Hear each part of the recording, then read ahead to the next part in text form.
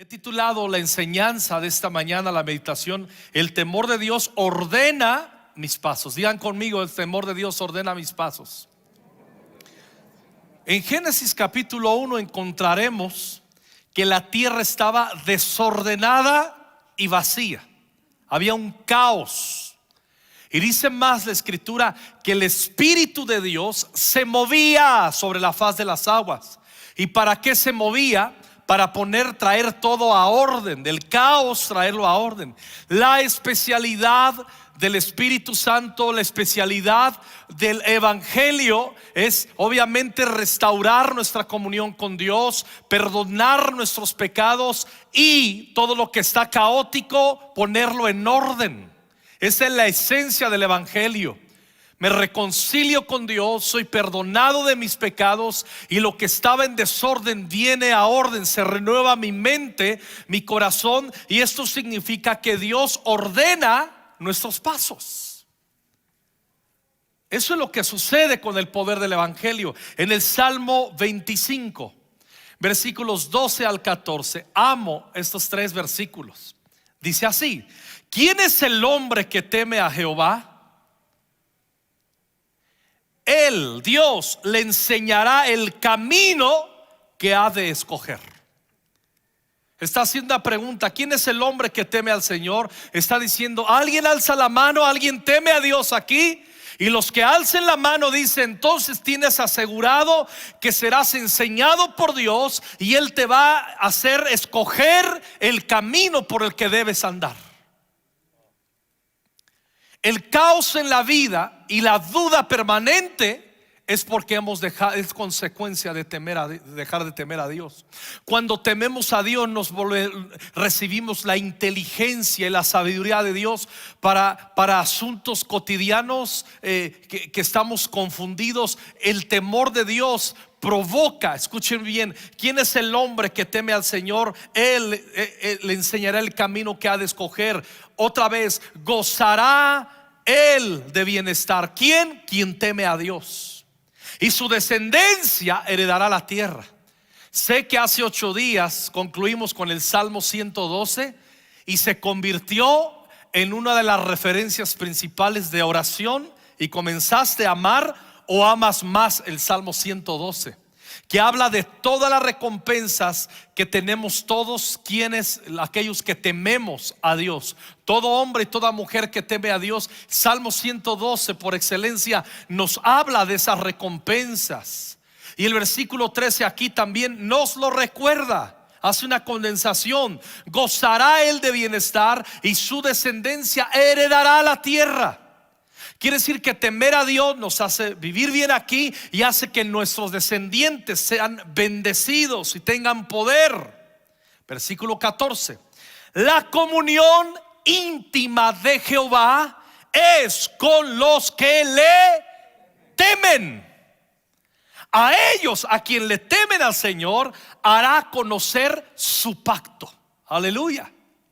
¿Qué versículo?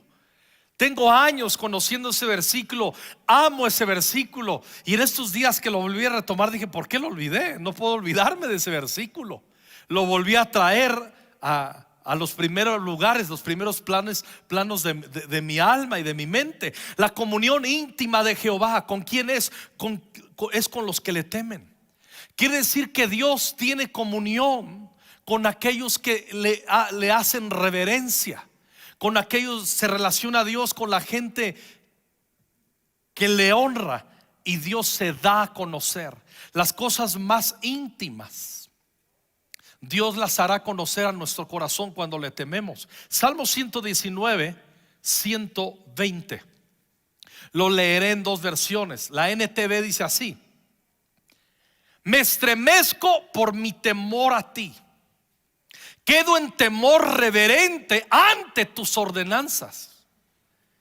La NBI: mi cuerpo se estremece por el temor que me inspiras. Siento reverencia por tus leyes. Vaya versículo. Ahora les voy a decir algo que no mencioné en la primera reunión, que es sumamente importante. No sé cómo lo dejé escapar. ¿De dónde nace? Este versículo lo escribió David. ¿En qué se basó David para este versículo? Escuchen bien lo que voy a decir. Este verso que acabo de citar, todo lo que voy a hablar ahorita, lo que sigue, esta es la conclusión. Me estremezco por mi temor a ti, quedo en temor reverente ante tus ordenanzas. Y van a ver cómo es que tiene sentido. Ayer estaba leyendo en la noche, me fui leyendo algunos versículos y me encontré y recordé Daniel 8 y Daniel 10, donde estaba postrado completamente. Daniel dice cayó postrado de cara, de boca cayó cuando vio la majestad del Señor. Y habla también la escritura que de repente dice, me incorporó, me tocó y estaba sobre mis rodillas y sobre mis manos temblando. Se conmovió, su cuerpo se estremeció ante la presencia del Señor. Recuerdo hace muchos años, cuando Dios tocaba mi corazón, su presencia tocaba mi corazón, me embriagaba muchas veces. Me suele pasar de vez en cuando, pero era tiro por viaje. Literalmente me embriagaba del Espíritu Santo. Eso no es del diablo. Los que dicen que es del diablo, eso sí es del diablo, eso es ignorancia de la palabra.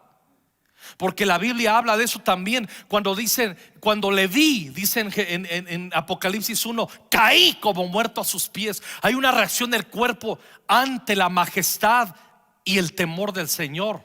Y les recordaba en Jeremías, cuando me pasaba eso, yo me sacaba de onda, porque me decía, pero ¿por qué me empiezo a marear? Y de repente, literalmente, si comenzaba a caminar, caminaba como un ebrio y terminaba en el piso como ebrio. ¿No acusaron acaso el sacerdote Elí a Ana de estar ebria cuando estaba bajo la influencia de la presencia de Dios? ¿No dice así? Hay una reacción a veces en nuestro cuerpo cuando tenemos una revelación de la majestad y cuando tememos delante de Dios. Jeremías dice, estoy como un hombre ebrio, tiemblo como un hombre a quien dominó el vino.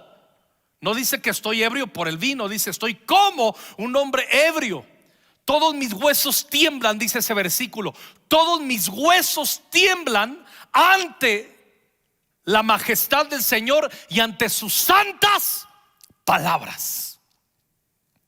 Alguien seguramente has experimentado estar leyendo la Biblia y que te entra un temor porque Dios se está revelando a tu vida que literalmente tiembla. A mí me ha pasado incontables veces que leyendo la Biblia veo algo muy fuerte que Dios me habla y mi cuerpo tiembla de temor reverente ante su palabra. Yo sé lo que es ese versículo. Por eso yo no puedo aceptar que en una reunión estamos cantando abre los cielos, muestra tu gloria, y muchos están así. El espíritu y la novia dicen ven, y están pero sí. No, pero no metiera gol. Cuando mete gol tu equipo, ¡gol!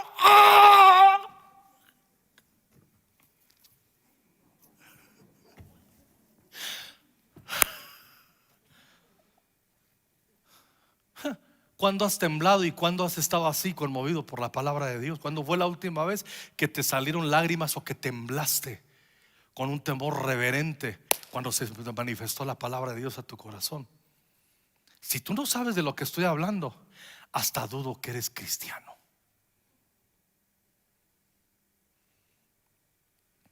Dios quiere mostrar su temor a nuestro corazón, no por caprichos o por tenernos sometidos. El temor de Dios es una vía para intimidad con Él. Ahí lo leímos. Primero de Samuel 4, versículo 3. Terminada la batalla, las tropas se retiraron a su campamento. Tiempo. Y los ancianos de Israel se preguntaban, miren la pregunta: ¿por qué permitió el Señor que los filisteos nos derrotaran? Después dijeron: traigamos de Silo el arca del pacto del Señor. Si la llevamos con nosotros a la batalla, nos salvará de nuestros enemigos. Así que enviaron hombres a Silo para que trajesen el arca del pacto del Señor de los ejércitos celestiales, quien está entronizado entre los querubines. Noten cómo el Espíritu Santo, ese versículo lo resalta. El arca dice del pacto del Señor de los ejércitos celestiales, quien está entronizado entre los querubines. Le está dando el honor más alto al arca. Los hijos de Elí, Ofni y Fines, también estaban ahí con el arca del pacto de Dios. ¿Quiénes eran los hijos de Elí? Eran unos muchachos que dice la Biblia en 1 Samuel 2 que no temían a Dios y no tenían conocimiento de Dios. Eran tan sinvergüenzas que lo mejor que traían de los sacrificios el pueblo para Dios, ellos enviaban a sus sirvientes y agarraban la mejor porción que le correspondía a Dios, y ellos se hacían un asado impresionante y les importaba un bledo que le robaban a Dios las primicias. No solo eso, cuando venían las muchachas con sus familiares a traer ofrenda al templo allá en Silo, en el arca, le cerraban el ojo, la seducían y terminaban teniendo relaciones sexuales a la entrada del arca en Silo. Hace un par de años que tuvimos la oportunidad, Norma y yo, de estar en Silo, en ese lugar, en el lugar donde estuvo el arca decenas de años. Y era impresionante porque Norma y yo nos llegaban, 1 Samuel, toda esta historia. Yo decía, aquí es donde Ana clamó al Señor, y aquí es donde Elí le dijo: estás ebria. Pero aquí es también donde estos sinvergüenzas manifestaron su irreverencia y su falta de temor al Señor. Entonces llegó un momento en que ellos dijeron: ya sabemos por qué perdimos, porque no trajimos el arca. Vienen, traen el arca, y dice el 10: así que los filisteos pelearon con desesperación y de nuevo derrotaron a Israel. La voluntad de Dios era que su pueblo fuera derrotado. Hago una pregunta, ¿qué opinan? La voluntad de Dios es que tú y yo seamos derrotados por nuestros enemigos. Hace 8 días vimos en el Salmo 112 que quien teme al Señor va a someter a sus enemigos. Pero aquí por segunda ocasión son derrotados. La matanza fue grande. Ese día murieron 30,000 soldados israelitas. Los sobrevivientes dieron la vuelta y huyeron cada uno a su carpa. Entonces los filisteos capturaron el arca de Dios y mataron a Ofni y a Fines, los 2 hijos de Elí. Vaya enseñanza. Trajeron el arca. Escuchen bien. Mi relación con la presencia de Dios debe ser reverente, nunca por interés personal o para usarlo como un amuleto. La presencia de Dios y el nombre de Jesús no es amuleto. ¿Se acuerdan cuando no conocíamos al Señor? Salías a trabajar, ¿sí? O tu primera venta y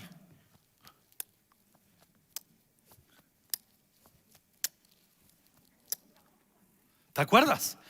Pero nos hicimos cristianos y ya no le hacemos así, pero sí, al salir a trabajar, ya de volada y todo, corre, ya se suben.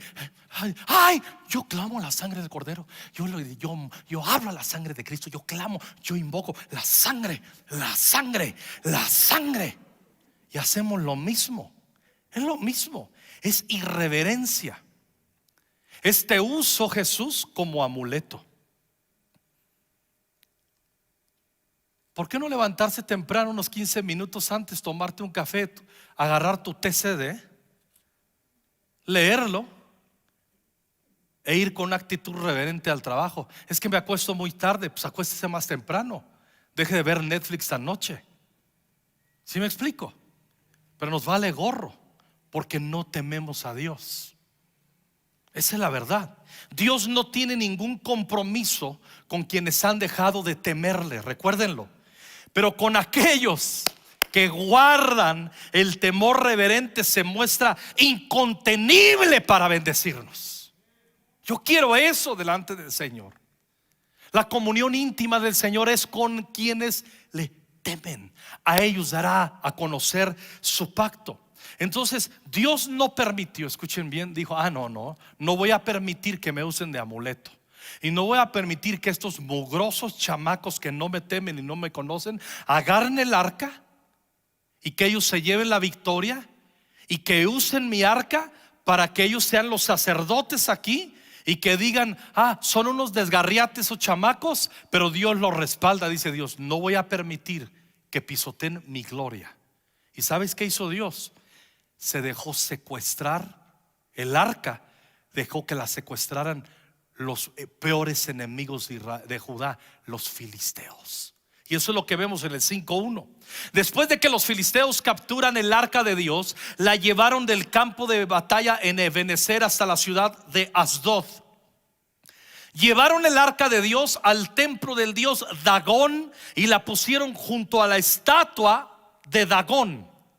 Pero cuando los ciudadanos de Asdod fueron a verla a la mañana siguiente, la estatua de Dagón había caído boca abajo delante del arca del Señor. Capturan el arca y la ponen en el mismo cuarto que el dios Dagón, en el mismo templo. Y en la noche Dios dice: no, o sea, no puedo estar con un pueblo mío que no me teme, pero tampoco me voy a quedar quieto ante estos filisteos sinvergüenzas que me quieren mostrar y hacer un igual a su mugrero de Dios y de estatua. Y en la noche se cae Dagón. Y al otro día dice ahí en el versículo 4: pero temprano al siguiente día sucedió lo mismo. De nuevo Dagón había caído boca abajo frente al arca del Señor. Esta vez su cabeza y sus manos se habían quebrado y estaba a la entrada. Solo el tronco de su cuerpo quedó intacto. Por eso hasta el día de hoy ni los sacerdotes de Dagón ni nadie más entra al templo de Dagón en Asdod, solo pisan el umbral. Entonces la mano dura del Señor hirió a la gente de Asdod, no a su pueblo aquí. A su pueblo lo abandonó, pero a estos incircuncisos los hirió. Y de las aldeas cercanas con una plaga ¿de qué? De tumores. Cuando el pueblo se dio cuenta de lo que sucedía, exclamó: no podemos quedarnos con el arca del Dios de Israel ni un minuto más. Él está en contra de nosotros, todos seremos destruidos con Dagón nuestro Dios. Oigan, ¿por qué no se convirtieron mejor?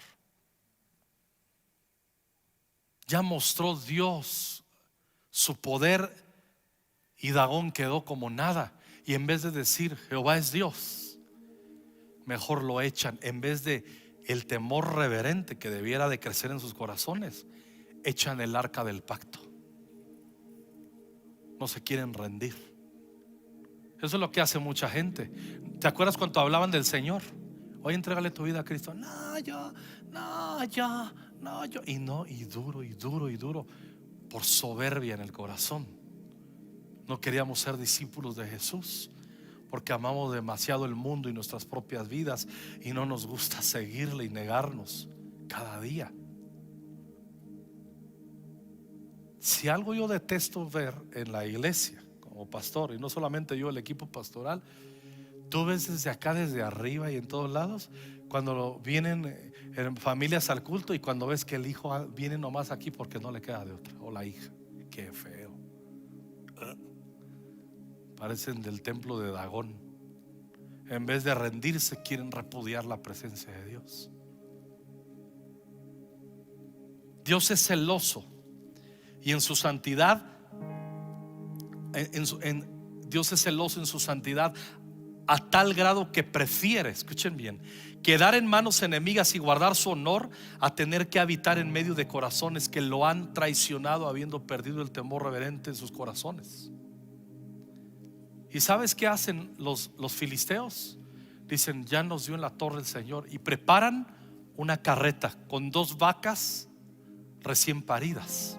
Y ustedes saben que una vaca recién parida jamás va a dejar a sus becerritos, jamás. Y hacen un experimento, ponen el arca en un carro nuevo, en una carreta, y dicen los filisteos que eran supersticiosos. Dice: si la vaca se va camino a Bet-Semes, que es un pueblo ya de Judá, entonces es Dios que nos ha herido, Jehová Dios que nos ha herido. Si agarra para otro lado, Entonces fue pura coincidencia y no pasa nada. Entonces, porque había pocas posibilidades y probabilidades de que esas vacas llevaran la carreta a Bet-Semes, porque estaban criando. Y sucede así. Y dicen, no, de plano es Dios que nos dio en la torre. ¿Qué sucede? Echan el arca. Y en 1 de Samuel capítulo 6 nos narra. Ahora bien, los habitantes de Bet-Semes, noten bien, y estos ya son el pueblo de Dios, estaban cosechando trigo en el valle, y cuando vieron el arca se llenaron de alegría. ¿Cómo no se van a llenar de alegría? Estuvo secuestrada 7 meses, no tuvieron arca. Y los de Bet-Semes ven el arca y se llenan de alegría. La carreta entró en el campo de un hombre llamado Josué y se detuvo junto a una roca grande. Entonces la gente hizo pedazos de madera con la carreta para leña, mató a las 2 vacas y las sacrificó al Señor como ofrenda quemada. Varios hombres de la tribu de Leví levantaron de la carreta el arca del Señor y el cofre que contenía las ratas y los tumores de oro, y los pusieron sobre una roca grande. En ese día el pueblo de Bet-Semes ofreció muchos sacrificios y ofrendas quemadas al Señor. Estaban felices, se estaba recuperando el arca del pacto, estaba regresando a su pueblo, a su ciudad, a Bet-Semes. Hicieron adoración, tuvieron alegría, dijeron, wow, es increíble, es un privilegio que estamos recuperando el arca y que Dios permite que venga a nuestra ciudad. Versículo 19.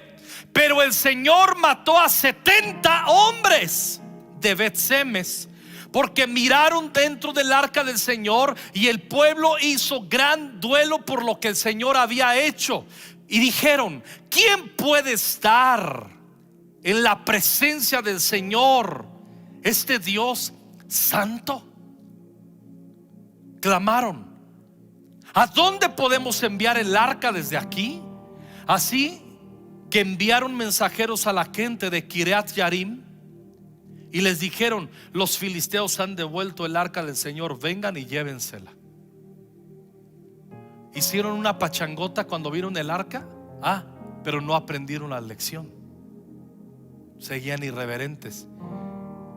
Y no faltan los juguetones que llegaron ahí.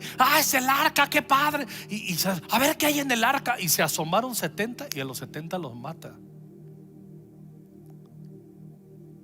Queriéndoles el Señor decir, no, me pueden hacer fiesta por mi presencia, pueden externar adoración, pero lo que más me importa es que tengan devoción y temor de quién soy yo. Y mata a 70. Y toda la alegría de fiesta termina en luto y en desgracia. Pero los de Bet-Semes, mucha alabanza, pero en vez de arrepentirse y buscar cómo retener el arca, se quieren deshacer del arca. No, nos va mal por la presencia de Dios, como hacen muchas familias y muchos corazones. Normal les va un poquito mal, y en vez de traer la presencia de Dios, se quieren quitar a Dios de encima. ¿Y qué hacen? Le llaman a los de Kiriat Yarim y los echan. A Israel, ¿te acuerdas, Norma? Íbamos pasando en auto, íbamos en un recorrido, y de repente veo Bet-Semes, un letrero, Kiriat Yarim. Me puse a llorar. Dije, es aquí donde este pasaje se desarrolló.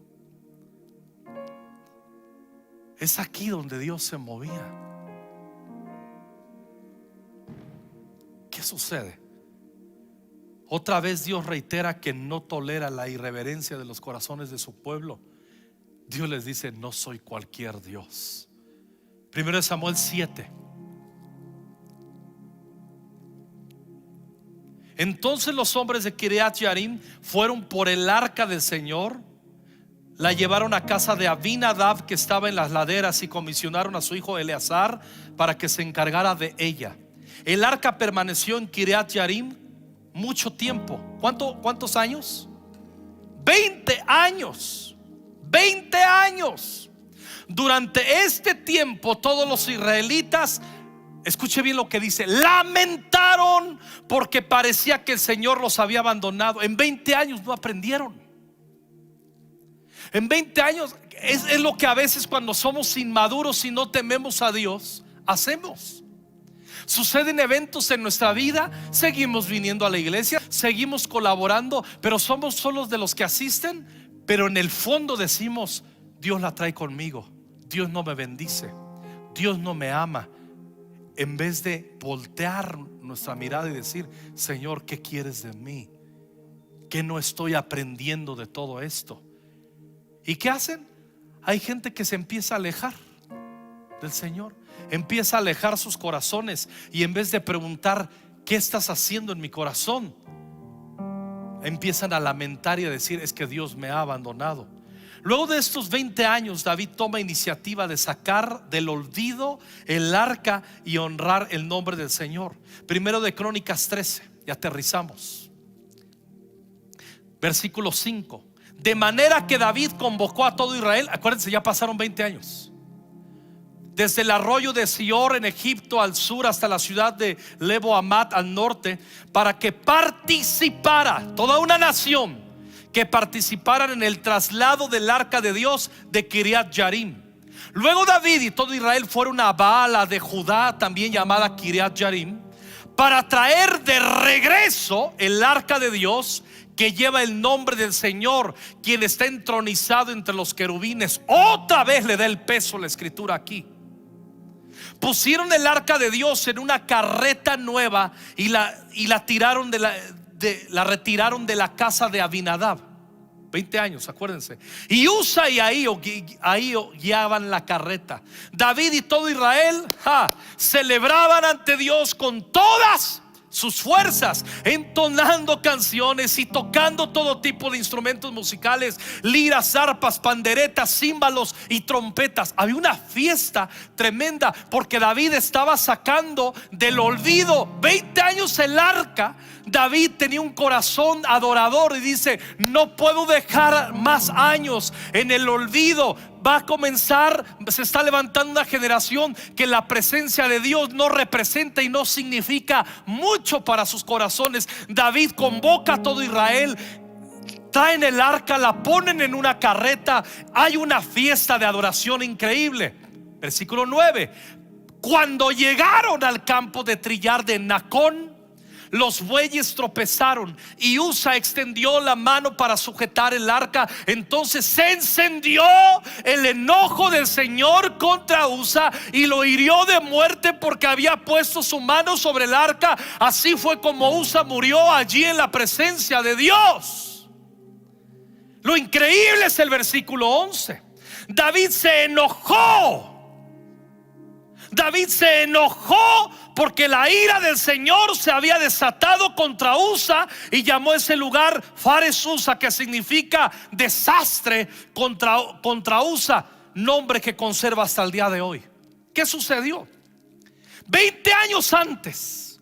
¿Por qué es que apareció el arca en Kiriat Yarim? Porque los de Bet Semes hicieron lo mismo: fiesta, adoración, pero fueron irreverentes y no temieron, y se asomaron y murieron 70. No tomaron nota. David traslada el arca, la traslada en una carreta. ¿En qué mandaron los filisteos? A Bet-Semes el arca en una carreta. Y David hace lo mismo. La pone en una carreta con unos bueyes tirando, jalando. Se va a caer el arca y Usa mete la mano. Y el día de alegría, de fiesta, de alabanza, se convierte en día de tragedia y de luto. ¿Y qué hace David en el fondo de su corazón? Se enoja con Dios diciendo: todavía 20 años que estuviste ahí olvidado, tengo la iniciativa y mira con qué me pagas: mi adoración, mis canciones y mi alabanza. Y se enojó David. Ahí dice que se enojó con Dios. ¿Y a dónde trasladaron el arca? Miren lo que dice ahí mismo, el 13. Por lo tanto, David no trasladó el arca a la ciudad de David, sino que la llevó a casa de Obed-edom de Gad. El arca de Dios permaneció en casa de Obed-edom por 3 meses. Digan conmigo, 3 meses. Y el Señor bendijo la casa de Obed-edom y todo lo que él poseía. El día de fiesta y de mejores intenciones se convirtió en día de luto y tragedia, por el hecho que su pueblo volvió a mostrar que no había aprendido la lección en 20 años. Siguieron superficiales en lo que respecta a temerle. Le trataron otra vez como a cualquier otro dios de la región. Y Dios está lo mismo los últimos 25 años. Si ves ahí cronológicamente, 25 años Dios diciendo: hasta que aprendan a temerme, hasta que aprendan a temerme y que entiendan que quiero que me teman, porque es la vía para yo comunicarme y bendecirlos y mis promesas se manifiesten en sus vidas. No es un capricho mío, está diciendo el Señor: quiero que sean inteligentes y me teman para yo suministrar mis bendiciones. Por eso Dios no tiene compromiso con familias que no le temen. Pero yo sí le temo. Yo hago fiesta, yo hago danza, yo hago esto, yo hago lo otro. Yo aquí, si les contara, hermanos, me acuerdo que había un tipo hace años aquí. Tú le veías en la alabanza, danzaba y daba vueltas y le hacía de aviencito. No le hacía pecho paloma porque era hombrecito el muchacho, ¿no? Pero y danzaba bien chido. O sea, tú lo veías, te ministraba a ver cómo expresaba su alabanza delante de Dios. Pero un día me comencé a dar cuenta que le faltó el respeto a una de nuestras hermanas del grupo de mujeres con propósito, y le empezó a mandar cositas y eso. Y un día me lo agarré y le digo: a mí me vale gorro tus danzas bien chidas y bien perronas. Tienes un corazón sucio. Y lo eché de la iglesia. Le digo: largo de aquí, tú no temes a Dios, eres pura apariencia y no vale tu alabanza. Si tú eres de los que no das ni temes a Dios, pero ve a otros que dan creyendo que eso basta. No, Dios quiere ir más profundo. Que le demos eso, pero que nuestro corazón esté también temiéndole, teniendo respeto en su presencia. Primero de Crónicas 15. David se enoja, avienta el arca ahí en casa de Obed-edom. Pasan 3 meses, pero ¿qué aprende David en 3 meses? Lo que no aprendió en 20 años, lo metió en un intensivo Dios y lo aprendió en 3 meses. Yosa, qué bueno es Dios. A veces nos tiene que meter en esos intensivos. Les dijo, dice Primera de Crónicas 15:12, les dijo: ustedes son los jefes de las familias levitas. Ya pasaron 3 meses. Está reactivando el traslado del arca luego de 3 meses. Deben purificarse ustedes mismos y a todos los demás levitas, a fin que puedan traer el arca del Señor Dios de Israel al lugar que le he preparado. Como no fueron ustedes, los levitas, los que llevaban el arca la primera vez, está hablando de 3 meses atrás, el enojo del Señor nuestro Dios se encendió contra nosotros.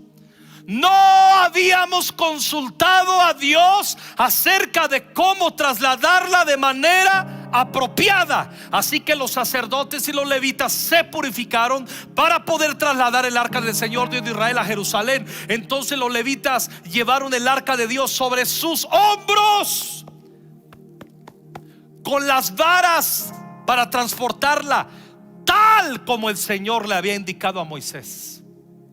¿Dónde estaba la raíz de todo? Es que trasladó después de 20 años. David dice: voy a hacer lo mismo que hicieron los filisteos. Si la mandaron en un carro bien chido, yo un carrazo. Pero Dios nunca dijo que lo hicieran así, el traslado. Dice que lo hicieran los hijos de Coat, la familia de los coatitas que estaban entre los levitas, y tienen que trasladarla sobre los hombros. Y la mandó en un carro. Y ahí por eso terminó muriendo Usa. Y David en 3 meses se le bajó el enojo y terminó diciendo: a ver, Señor, no entiendo por qué mataste a Usa. Y agarró la Biblia, agarró la palabra y leyó la ley, y leyó donde dice: tiene que ser trasladada por los hijos de Coat. Y dice David: lo hice mal. ¿De qué sirvió todo mi ritual si no lo hice conforme a la palabra de Dios? Escucha, a Dios ni le importa que tú le des una cuota semanal. Dios no pide cuotas. Y le damos ofrenda, no le damos cuotas. si realmente le estamos temiendo. Llegó un momento, dije, yo no puedo hacer que tema quien no decide temer. ¿Sí me explico? Nuestra expresión al Señor de temor es también a través de nuestros bienes y muchas cosas más. Versículo 25. Luego David y los ancianos de Israel, junto con los generales del ejército, fueron a la casa de Obed-Edom para trasladar el arca del pacto del Señor a Jerusalén con gran celebración. Así que todo Israel trasladó el arca del pacto del Señor entre gritos de alegría, toques de cuernos de carneros y trompetas, el estrépito de címbalos y la música con arpas y liras.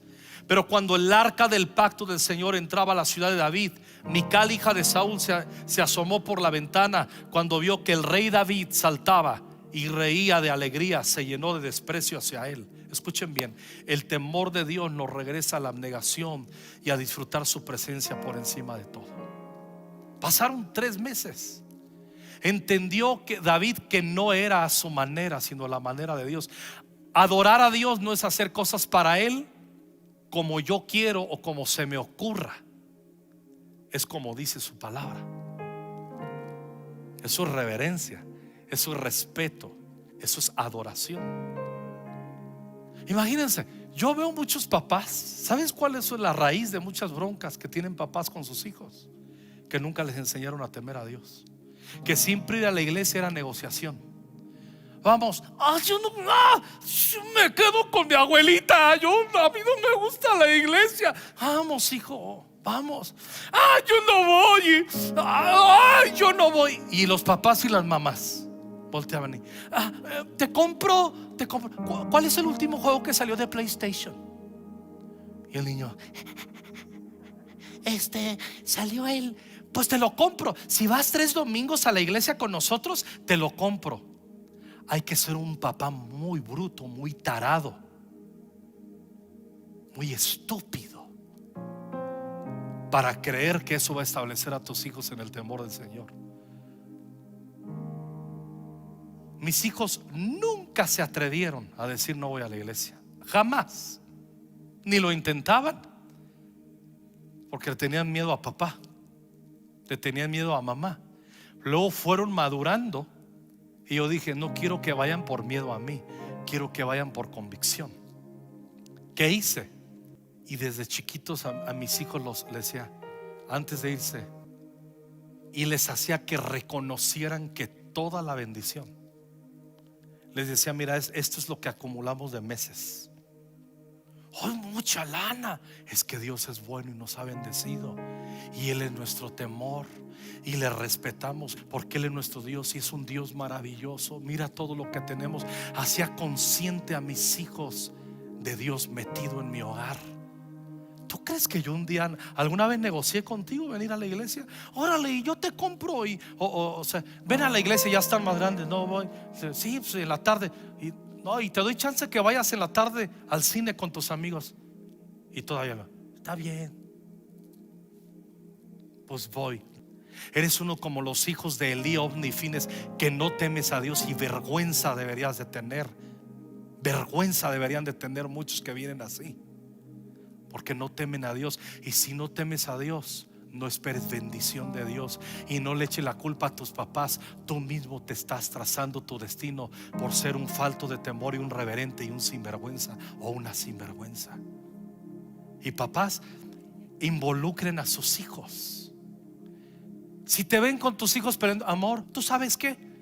Oye, pero es importante que los dos lo... No, pues tú hazlo, da igual. Y si ven tus hijos que honrar a Dios lo haces de mala gana, es como tocar címbalos y hacer fiesta pero sin devoción en tu corazón. Eso no es temor de Dios. El sábado, amor, ¿a cuál el viernes, que los boletos, ¿a cuál culto vamos a ir? O sea, que quieras. Te está tratando de ser amable tu esposo, tu esposa contigo. Tú agárraselo. Ya yo no lo entiendo eso del internet. Oye, tú agárralo a cuál.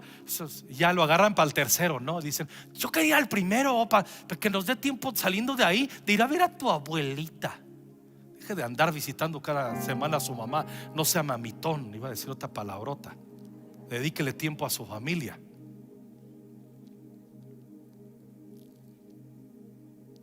Pero todos esos rollos son desavenencias por no temer al Señor. Terminó David entendiendo todo. Precioso David. Terminó haciendo una fiesta. Hizo preparativos. Danzó con todo su corazón. Ya conocen la historia. ¿Por qué David danzó a grado tal? Hablábamos en la semana con Misa, que leyó un comentario, que hasta las nalgas enseñaba el David cuando danzaba. El David estaba bien guapetón y así bien trabado. No, pues echaban el taco de ojo las sirvientas. Ay, el patroncito, qué adoración. Nomás le veían las pompitas ahí bien acomodadas. Ay, el patrón, ay, el patrón. Y Mical, ay, qué vergüenza, está danzando delante de estas sirvientas. Y le reclama y le dice: ¿sabes qué, Mical? Tú no sabes lo que yo redescubrí. Redescubrí adoración, temer a Dios. Y cuando tengo esa revelación, por causa de Dios me hago más vil.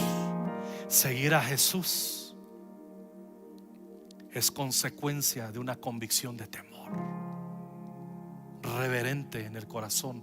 El temor de Dios nos regresa a valorar su santidad y restaura un espíritu de alegría, de alabanza y fiesta en el corazón. Ya no va a tener Mike que andar diciendo Dios a los que dirijan: hermanos, levanten sus manos. Hace rato había una atmósfera aquí para alzar las manos, y muchos así como: ¿cuántas rolas llevan? Ya sigo la perdí. Brother, es el día del Señor, es un tiempo bien especial. Y a sus hijos: ya vénganse, ya va a empezar, ya empezó el contador, que te vengan. Y la mamá, ¿no? Con el niño: ay, le estoy haciendo un chocolatito. ¿Qué quiere? ¿Chocomilk o calcetose, mi vida? Y ya empezó el culto, ya está la alabanza, y la mamá haciéndole su chocomilito. Por eso tu hijo no valora la reverencia al Señor. ¿Sí me estoy explicando? El Señor no es un igual, Él es Dios. Él es digno de adoración. Y termino recordándoles: a los que temen al Señor, Dios nos muestra camino recto. Y a los que tememos al Señor, Él nos hace conocer su pacto y nos busca en intimidad. Nos conviene temer al Señor.